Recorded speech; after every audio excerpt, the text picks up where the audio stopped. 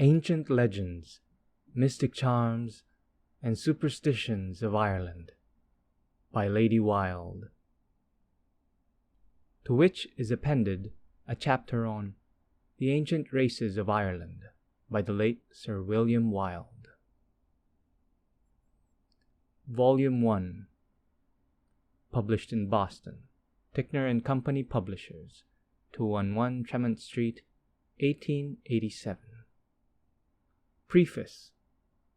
The three great sources of knowledge respecting the shrouded part of humanity are the language, the mythology, and the ancient monuments of a country. From the language, one learns the mental and social height to which a nation had reached at any given period in arts, habits, and civilization, with the relation of man to man and to the material and visible world. The mythology of a people reveals their relation to a spiritual and invisible world, while the early monuments are solemn and eternal symbols of religious faith, rituals of stone and cromlech, pillar, shrine and tower, temples and tombs. The written word or literature comes last, the fullest and highest expression of the intellect and culture and scientific progress of a nation. The Irish race were never much indebted to the written word. The learned class, the Olams, dwelt apart and kept their knowledge sacred.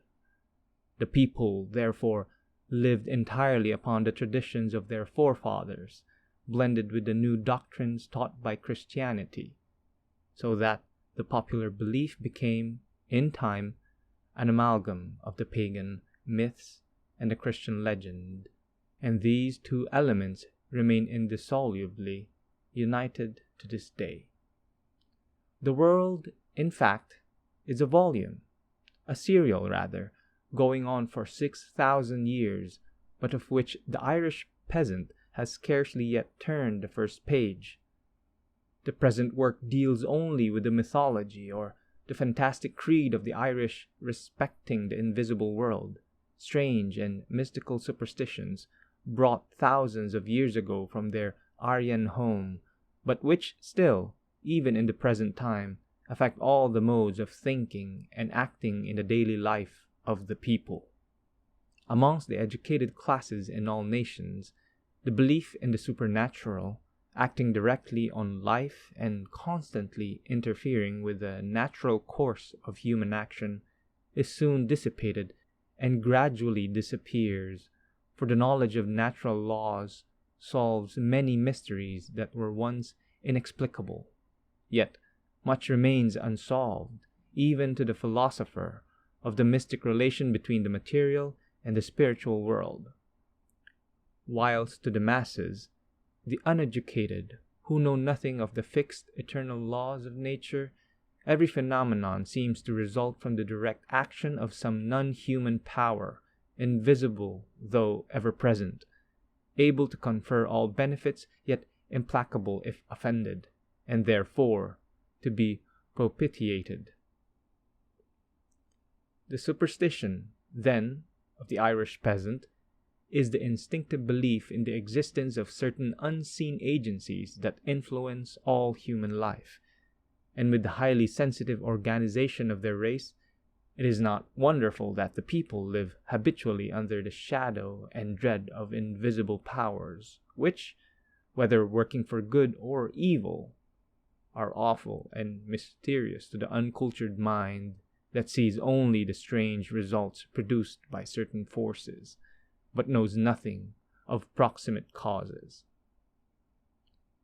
Many of the Irish legends, superstitious, and ancient charms now collected were obtained chiefly from oral communications made by the peasantry themselves, either in Irish or in the Irish English, which preserves so much of the expressive idiom of the antique tongue.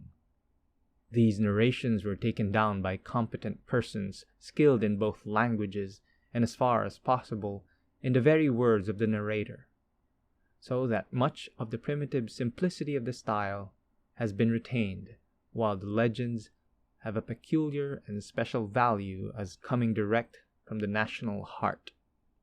In a few years, such a collection would be impossible, for the old race is rapidly passing away to the other lands, and the vast working world of America, with all the new influences of light and progress, the young generation, though still loving the land of their fathers, will scarcely find leisure to dream over the fairy-haunted hills and lakes and raths of ancient Ireland. I must disclaim, however, all desire to be considered a melancholy laudatrix temporis acti. These studies of the Irish past are simply the expression of my love for the beautiful island that gave me my first inspiration, my quickest intellectual impulses, and the strongest and best sympathies with genius and country possible to a woman's nature. Francesca Speranza Wilde.